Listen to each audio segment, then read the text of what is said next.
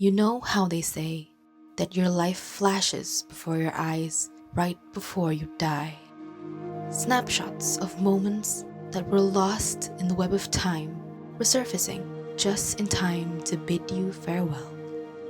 Maybe it's not a phenomenon exclusive to death. Maybe it applies to most endings, particularly of those who you hold dear to your heart.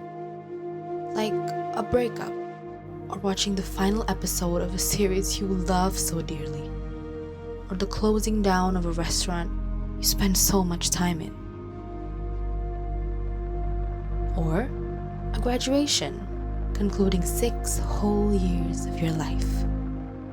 And as we realize where we stand today, at the end of the road, diverging into a million little paths, each equally unexplored and unfamiliar, each equally exciting and terrifying, moments flashes right before our eyes, as chapters of our lives blurred into dissolving emotions, as memories previously forgotten resurrected. We give in, and we're back at the beginning.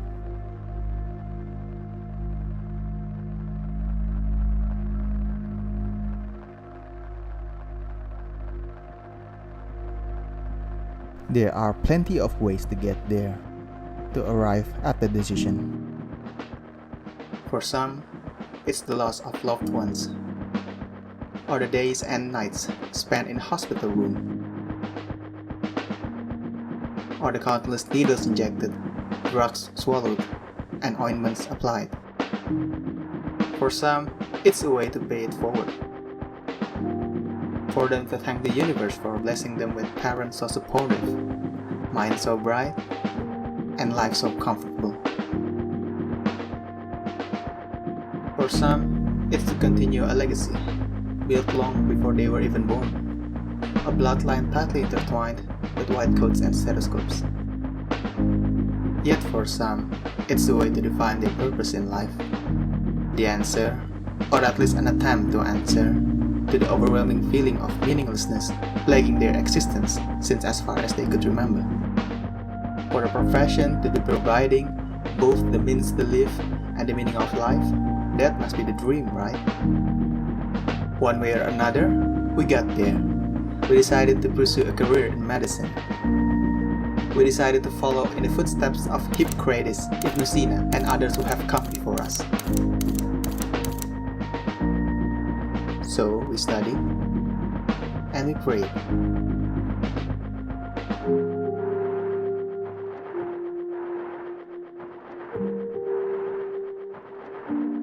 We cried, we tried, we sighed.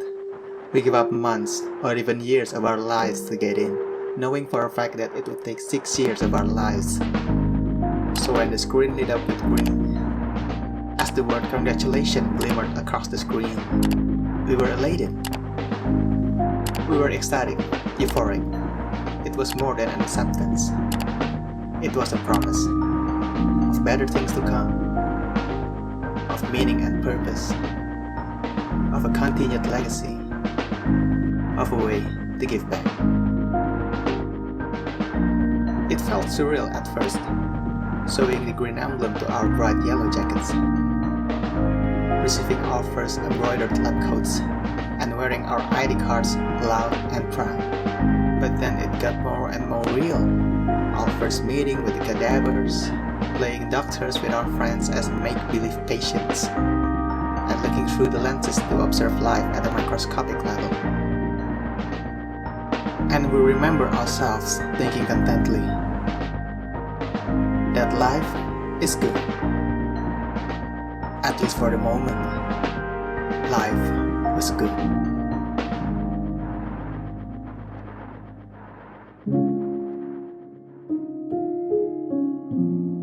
Then I realized I have entered a whole different world, a world that expects me to uphold enormous responsibilities, bearing my family's pride as well as my high school's grace while ingesting new, foreign materials. The happiness I once felt started fading. I'm merely a student, one out of many on this campus. We may share the same dream, yet we possess different prowess. Someone out there excels in all fields. Some are masters in time management. Others ace the materials effortlessly. And some are indistinguishably ordinary, like me. Reports, discussions, presentations, a routine they have become. If only they could finish themselves. The real world can be unkind and even less truthful. The consensus is that joining an organization comes with numerous perks like more friends, connections, and a significant chance of an easier career path. In an organization too, you get to hold events. But they forgot to mention that with event holding also comes the not-so-fun fund collecting. Every once in a while I'd wonder, for what reasons do I do this? Do I have to do this? Could I just leave it behind, hoping that it will miraculously finish itself?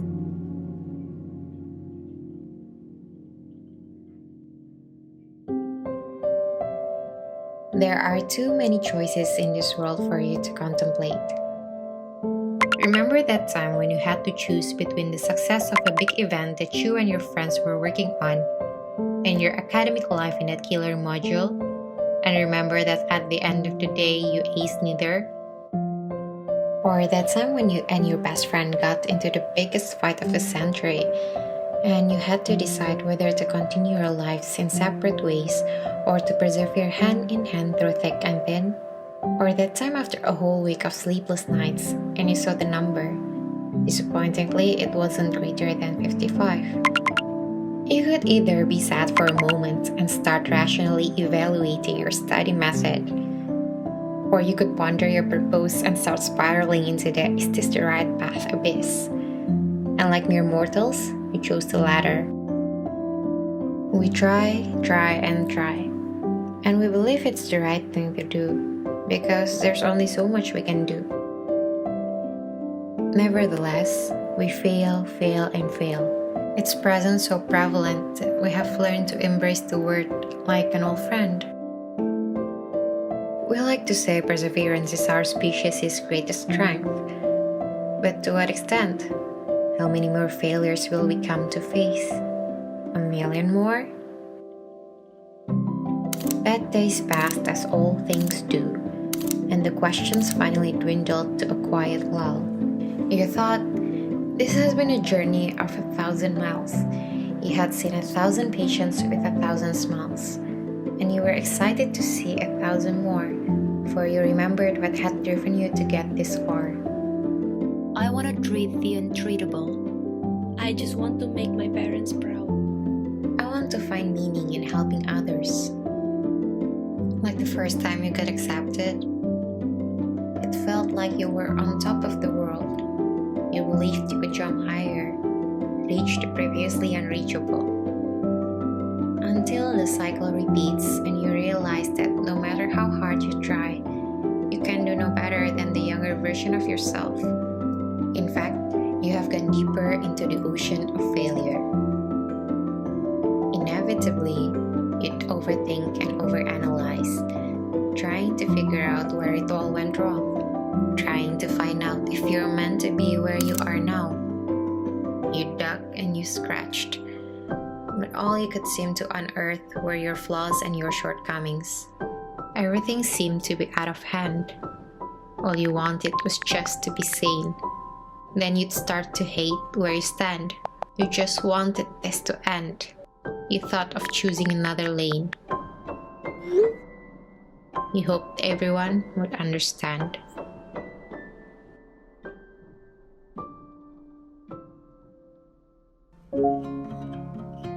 You could say that our journey to be doctors is a voyage of its own. It felt as if you were embarking on a passage across the sea to reach a new world unlike any you'd seen before. Your loved ones would hug you goodbye and wish you well, and then there you were, in the middle of the ocean, no landmarks in sight. But the sea is not bare, and no matter how lost you are never alone. You would meet another voyager or two, all with the same destination as yours. You took a chance on these strangers because they were facing the same battles as you were. This odyssey was meant to be enjoyed. Although the sea may not always be smooth and the skies may not always be clear. You knew your deadlines wouldn't be met with the cookies they sent you, but you knew it would give you a spark of joy, just enough to power you through another presentation, another LPG, another LTM, or whatever else that may come. You knew your thesis seemed like an impossible feat, but you also knew that finishing it would mean that you get to celebrate it with your friends in front of the legendary building. You knew your exhaustion wouldn't dissipate with the silly videos that they sent, but you knew a good laugh was all you needed to get you going during ruthless exam weeks. You knew your doubts wouldn't vanish with their presence, but you knew that while you stopped believing in yourself, they never did. And sometimes that is more than enough to get you through. The storms will keep on brewing, and it's not like anybody hasn't warned you about the struggles that you would face. All will be well because you know you will always have them. Through all the meals you ate together in Kamkan, the materials you studied together in E4, the movies you watched in Detos or Margo, or the talks you had at Sky Mary. One thing I realized is that you need friends more than just to survive. You need friends to feel alive.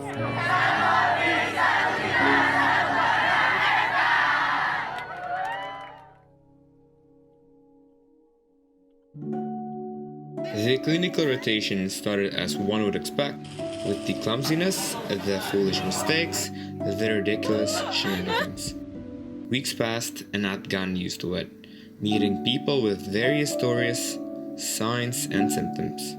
We would examine them and discuss what we had discovered, like it was just another day at the hospital.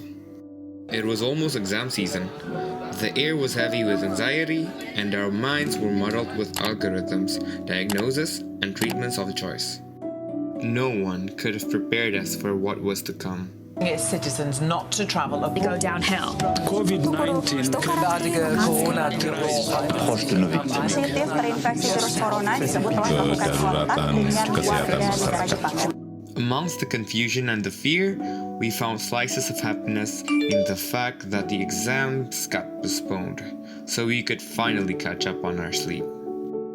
It was only later that I realized the pandemic was an unexpected, unwanted surprise. It was not an ordinary one indeed. Every one of us was forced to adapt, no matter who we were, be it students, lecturers, or the faculty. By forcing us into safe zones, it pushes us out of our comfort zones. To adapt is to survive.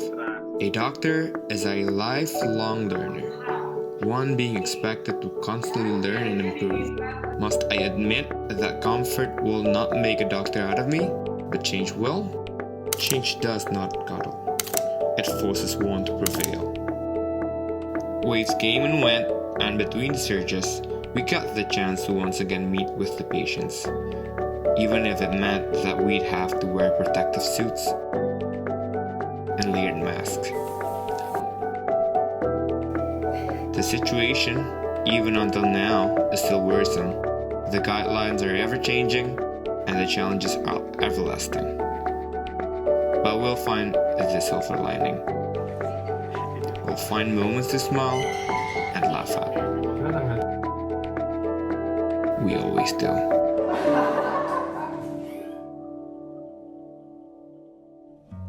For years, we tried to keep up with all the materials that seem endless and impossible to learn, let alone master, compounded by self-made competition with our colleagues, which leaves us even more exhausted. The feeling of inferiority eventually shifts our focus from being a doctor to becoming someone who only aims for recognition. Yet, the other things that show the virtues of a doctor often get overlooked. But now that we have gained more perspective after diving into the real situation and meeting actual patients, it slowly becomes clearer. The smile that our patients give after we hold their hands, the gratitude they express after we listen to their stories. It reminds us of something that we've been unsure about, that what we do matters, no matter how small it is. It reminds us of the reason we chose this path, why we've endured what we've been through. It reminds us that we're not gods, nor is it our place to play the part, that our task here is to cure sometimes, to relieve often, and to comfort always, that we want to give comfort to those who suffer. We may be far from becoming the greatest doctors out there. We may still find it challenging to make the correct diagnosis or choose the right treatment. We may still question ourselves, even until the day we wear our white coats with a title before our names. Am I worthy of this title? Is my knowledge adequate? Can I be counted on when my first patient comes? But guess what? The first time is always scary. When that day comes, look back to the first time we stepped into this school, the first time we gave a presentation, the first time we took our exam, the first time we did a rotation and met an actual patient, and also the times we just got used to a rotation in one of the departments, but then were forced to hop onto the next ones, unprepared. Unfamiliar situations have always filled us with fear of uncertainty about what's to come, but we made it through anyway. There were thousands of first times in our lives, and we have gotten through it all. So, who says we can't bear the next one? As a matter of fact, nobody has ever gotten it all together, even the ones who look like they do.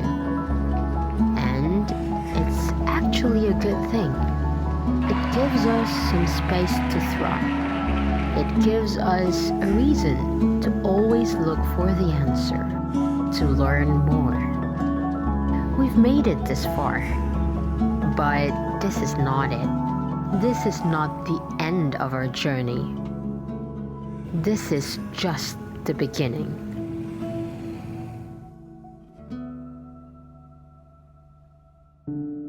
And now, here we are. The day we've all been dreaming of since the first time we stepped foot in the cream-colored buildings we spent our first 3 years in. Since we wore those wine black outfits and green cap and our bright yellow jacket. Since we saw our seniors took their own oath. Since we did our very first anatomy lab session. Since our first summative endoscopy. Since the very first day we met our patients. And we wondered, how would it feel to live a surreal day like today? Will we stutter? Will we cry? Will we smile? Will our parents be by our side? What will happen the next day when those 2 letters are officially a part of our name? What kind of future holds us away? Maybe some of us will spend the next years serving in the rural area or opening our own clinics. Some might soon apply for a residency, and some might even open a bakery as a side job. Perhaps the future Minister of Health is sitting right next to us. Every person, a potential unreleased. Every character, a possibility unchallenged. From this day forward, we hold the power and the responsibility to choose our own path. No more classrooms to attend, no more teachers to tell us what we did wrong. We're on our own. We hug our dear friends goodbye and hope our path will cross again someday. We've made our mistakes. We have fallen numerous times before, and our experiences have taught us how to get back up, stronger, wiser, better. After all, we are all lifelong learners.